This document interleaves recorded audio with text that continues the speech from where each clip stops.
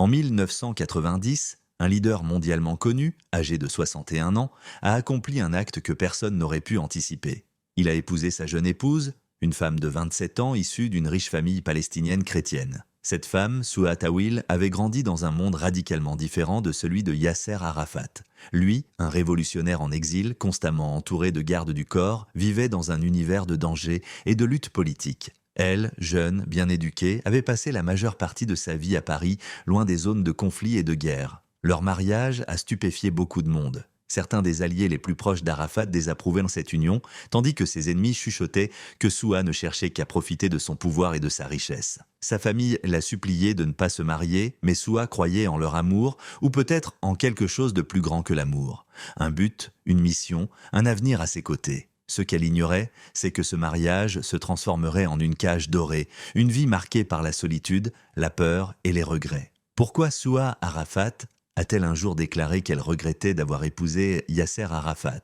Que s'est-il vraiment passé derrière les portes closes de leur palais? Et où est-elle aujourd'hui? Qu'est-il advenu de leur fille, l'unique enfant de ce couple controversé né dans un monde de pouvoir politique et de secrets? Plongeons dans l'histoire méconnue de Souha Arafat, une femme piégée dans une vie qu'elle n'aurait jamais imaginée avant de devenir l'épouse de l'un des leaders les plus puissants et controversés du Moyen-Orient. Souha Tawil a vécu une vie radicalement différente de celle de son futur mari. Une vie sans lien avec la politique, mais la guerre ou les luttes révolutionnaires. Né en 1963 dans une famille palestinienne chrétienne aisée, son père était banquier et sa mère journaliste et militante. Contrairement à la majorité des Palestiniens de l'époque, Souha n'a jamais connu de soucis financiers ou d'insécurité. Elle a grandi dans un monde privilégié, entouré d'art, de culture et d'éducation. Elle a étudié dans une école privée francophone à Jérusalem avant de s'installer à Paris, où elle a intégré la Sorbonne, l'une des universités les plus prestigieuses au monde. Intelligente, ambitieuse et indépendante, Souha n'était pas du genre à rêver de devenir l'épouse de quelqu'un, encore moins d'un homme comme Yasser Arafat. Elle avait de grands projets pour son avenir.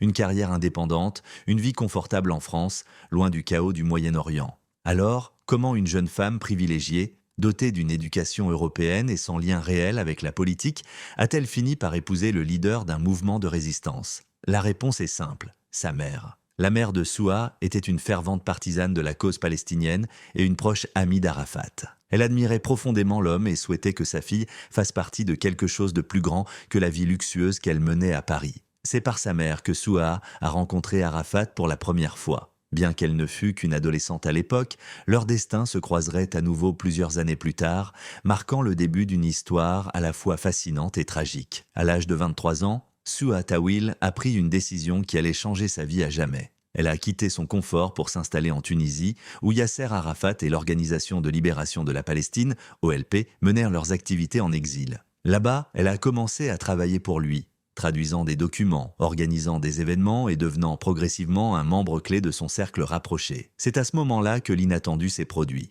La jeune femme, qui rêvait autrefois d'une vie paisible et ordinaire, a été ensorcelée par un homme de 3 décennies que son aîné. Un homme qui avait consacré sa vie entière à combattre pour une cause, toujours en mouvement, entouré d'hommes en uniforme. Était-ce de l'admiration, de la curiosité ou simplement le destin? Une chose est sûre, lorsque Souha Tawil a épousé Yasser Arafat, elle ignorait totalement dans quoi elle s'engageait. Lorsque Souha a commencé à travailler pour Yasser Arafat en Tunisie, elle n'était qu'un membre parmi d'autres de son équipe, une jeune femme chargée de la traduction et des relations publiques. Mais avec le temps, quelque chose a changé. Elle s'est rapprochée de lui d'une manière que personne n'aurait pu anticiper. Arafat, qui avait dédié sa vie à la politique et à la guerre, toujours en déplacement, entouré d'hommes et concentré sur sa mission, n'avait jamais eu le temps pour les romances.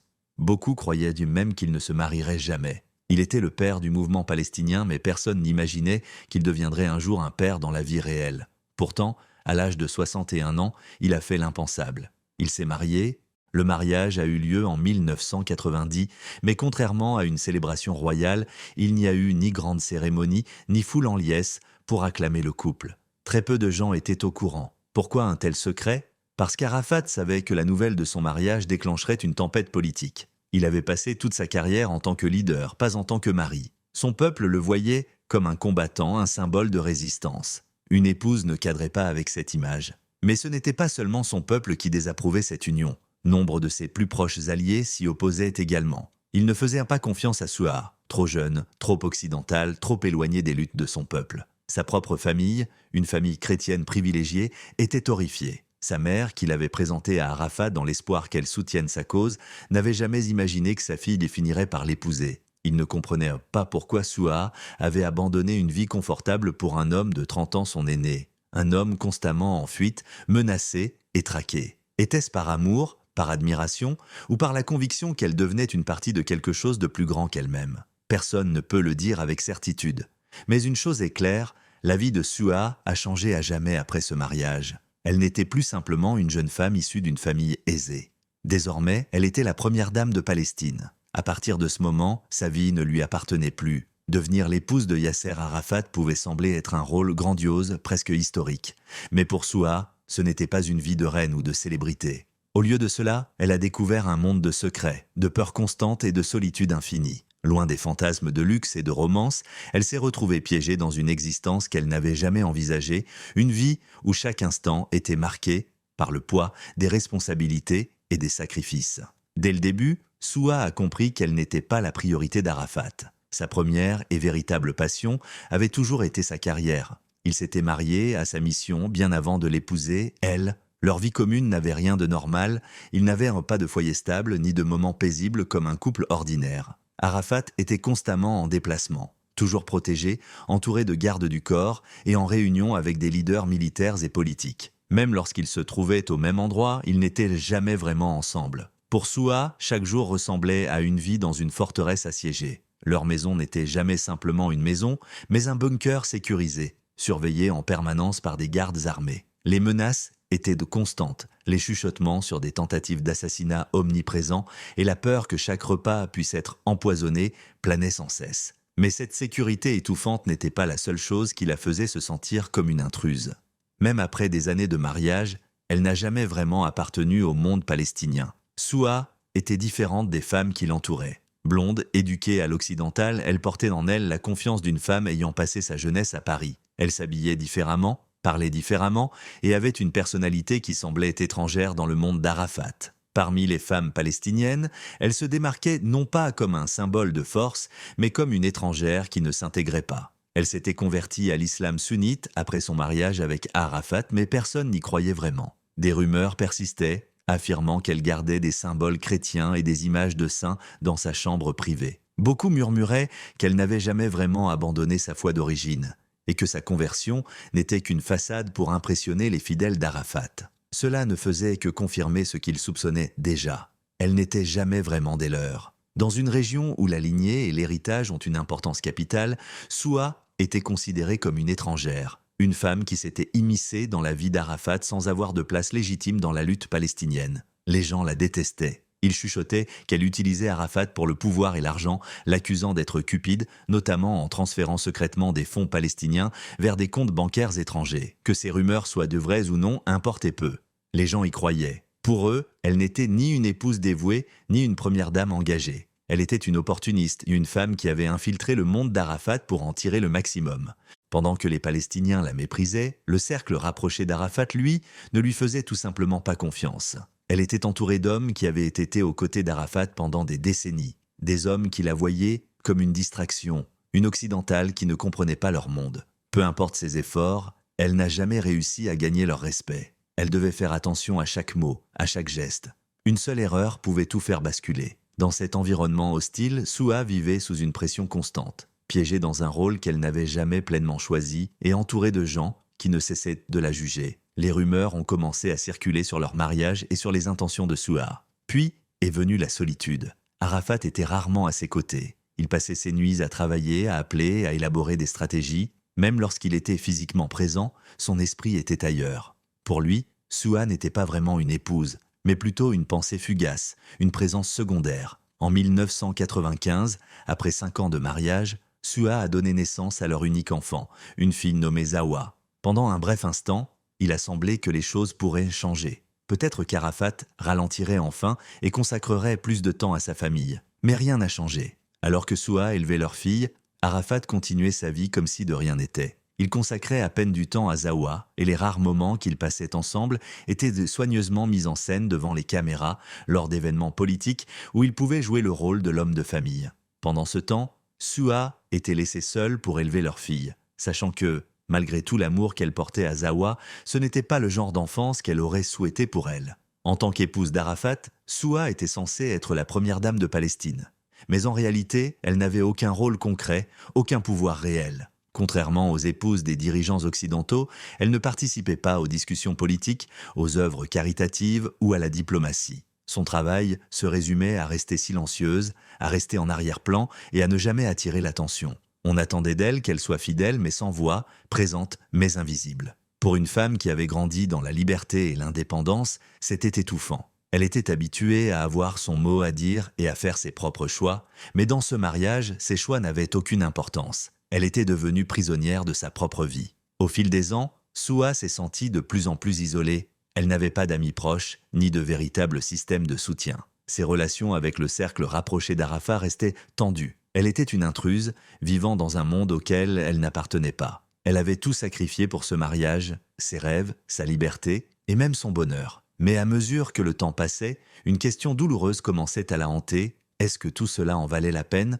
Au fond d'elle-même, elle connaissait déjà la réponse, et un jour, elle finirait par se l'avouer. Au début des années 2000, la situation a commencé à se dégrader. Arafat vieillissait et sa santé déclinait. Bien que personne n'osait en parler ouvertement, ceux qui l'entouraient voyaient bien la différence. Il était plus faible, plus mince, et son énergie s'affaiblissait. À mesure que sa santé se détériorait, la position de Soua devenait également plus précaire. À ce stade, elle n'avait plus que quelques alliés. Beaucoup dans l'entourage d'Arafat ne l'avaient jamais aimée, mais maintenant, ils toléraient à peine sa présence. Elle n'avait aucune influence politique ni pouvoir réel. Elle était toujours la première dame de Palestine, mais ce n'était plus qu'un titre vide de sens. Lorsque la santé d'Arafat s'est gravement détériorée en 2004, la situation est devenue encore plus tendue. Au début, personne ne voulait admettre à quel point son état était critique. Il avait survécu à tant de guerres, de tentatives d'assassinat et d'années d'exil. Il avait toujours rebondi. Mais cette fois, c'était différent. Il était trop faible, trop malade. Même dans ses derniers jours, Soua a été reléguée à l'arrière-plan. Elle n'avait aucun mot à dire sur son traitement, aucun contrôle sur les décisions prises. Ses conseillers, des hommes qui l'avaient accompagné pendant des décennies, étaient aux commandes. Lorsque son état s'est aggravé, il a été transporté en France pour y être soigné. Pour la première fois, Soua a semblé reprendre un semblant de contrôle. Elle était à son chevet, s'exprimant en son nom, faisant des déclarations publiques. Mais en coulisses, une bataille faisait rage. Les responsables palestiniens voulaient connaître la vérité sur la maladie d'Arafat. Avait-il été empoisonné? Était-ce une mort naturelle? Il y avait trop de questions et pas assez de réponses. Pendant ce temps, Soua se concentrait sur une seule chose, conserver le peu de pouvoir qu'il lui restait. Elle a refusé que les dirigeants palestiniens le voient, craignant qu'ils ne la marginalisent complètement. Elle était isolée et savait qu'elle n'aurait plus rien une fois qu'Arafat serait parti. Le 11 novembre 2004, Yasser Arafat est décédé. Pour le monde, c'était la fin d'une époque. Pour Soua, c'était le début d'un cauchemar. Sa mort ne lui a apporté ni sympathie ni respect. Au contraire, elle a déclenché des accusations, des rumeurs et une lutte politique acharnée pour son héritage. Soua a publiquement affirmé qu'Arafat avait été empoisonné, pointant du doigt Israël, ses ennemis et ceux qui voulaient sa disparition. Mais beaucoup en Palestine la considéraient comme une traîtresse. Ils croyaient qu'elle cachait quelque chose, certains l'accusaient de vouloir s'approprier sa fortune, d'autres murmuraient qu'elle avait son propre agenda politique. Quelle que soit la vérité, une chose était claire, elle n'était plus la bienvenue en Palestine. Quelques jours après la mort d'Arafat, Soua s'est retrouvée véritablement exilée. Elle n'était plus la première dame, elle n'avait plus d'importance. Elle n'était qu'une veuve sans endroit où aller. Alors, elle est partie. Elle a pris sa fille et s'est installée en France, loin du monde dont elle avait autrefois fait partie. Mais partir ne signifiait pas échapper à ses problèmes, car les scandales ne faisaient que commencer. Après la mort de Yasser Arafat, Soua a rapidement réalisé qu'elle n'était plus une partie intégrante de ce monde pour lequel elle avait tout sacrifié. Ceux qui avaient autrefois feint de la respecter lui ont tourné le dos. Elle n'était plus la première dame ni l'épouse d'un leader puissant. Elle n'était qu'une veuve que beaucoup en Palestine préféraient oublier. Mais l'oublier n'était pas suffisant. Presque immédiatement, les rumeurs ont commencé à circuler, se transformant en accusations. Les gens ont commencé à se questionner sur la fortune d'Arafat. Au fil des années, il avait contrôlé des milliards de dollars destinés aux fonds palestiniens, de l'argent qui avait transité par des comptes secrets, des alliés de confiance et des banques étrangères. Mais après sa mort, une grande partie de cet argent semblait avoir disparu. Et beaucoup soupçonnèrent de Soua de l'avoir détourné. Les dirigeants palestiniens ont accusé Soua Arafat d'avoir tenté de s'accaparer la fortune de son défunt mari. Les médias ont rapporté l'existence de comptes bancaires secrets en Suisse et en France, affirmant qu'elle avait reçu des dizaines de millions de dollars après la mort d'Arafat. Certains ont même suggéré qu'elle avait utilisé son influence durant les derniers jours de sa vie pour s'assurer que l'argent tomberait entre ses mains. Bien sûr, Souha a nié toutes ces allégations. Elle a insisté sur le fait qu'elle n'était qu'une veuve en deuil, qu'elle n'avait aucun lien avec les finances d'Arafat et que ses alliés politiques l'avaient trahi, l'excluant parce qu'ils ne voulaient pas qu'elle connaisse la vérité sur sa mort. Mais personne en Palestine ne voulait entendre sa version de l'histoire. Officiellement mise à l'écart, Souha s'est vue interdire de retourner en Cisjordanie. Les nouveaux dirigeants palestiniens ont clairement indiqué qu'elle n'avait plus sa place dans le gouvernement, ni d'influence, ni de protection. Le rêve était mort. Si elle avait un jour espéré jouer un rôle politique plus important, elle n'avait désormais nulle part où aller. Elle s'est installée en France avec sa fille, Zawa, mais la vie là-bas n'a pas été facile. Habituée à être l'épouse d'un homme puissant, toujours sous les projecteurs et protégée, elle n'était plus qu'une veuve étrangère parmi tant d'autres, vivant dans un pays où peu se souciaient d'elle. Pendant des années, elle est restée discrète, mais les scandales ne disparaissent jamais complètement. En 2011, les autorités françaises ont ouvert une enquête officielle sur la mort d'Arafat après que Souha ait insisté sur le fait qu'il avait été empoisonné. Elle a poussé à l'exhumation de son corps, affirmant détenir des preuves de son assassinat. Les tests ultérieurs ont révélé des traces de polonium, une substance hautement toxique, sur ses effets personnels. Mais même cela n'a pas suffi à la réhabiliter. Peu importe ses efforts pour se présenter comme une victime, le monde la voyait différemment. Une femme qui avait vécu dans le pouvoir et le luxe, désormais réduite à une exilée solitaire, et elle n'était pas la seule affectée. Sa fille, Zawa, l'enfant à qui elle avait rêvé d'offrir une vie meilleure, a grandi sans patrie, sans père et sans avenir clair. Zawa s'est tenue à l'écart de la politique, choisissant une vie tranquille, loin du chaos qui avait marqué le mariage de ses parents. Pour Souha, le message était clair. Elle avait tout donné à Arafat, mais il ne lui restait plus rien. Pas de maison, pas de pays, pas d'alliés, seulement les souvenirs d'une vie devenue prison. Pendant des années, Souha Arafat est restée silencieuse sur la réalité de son mariage, mais près d'une décennie après la mort de Yasser Arafat, elle a finalement admis ce que beaucoup attendaient, elle regrettait de l'avoir épousé.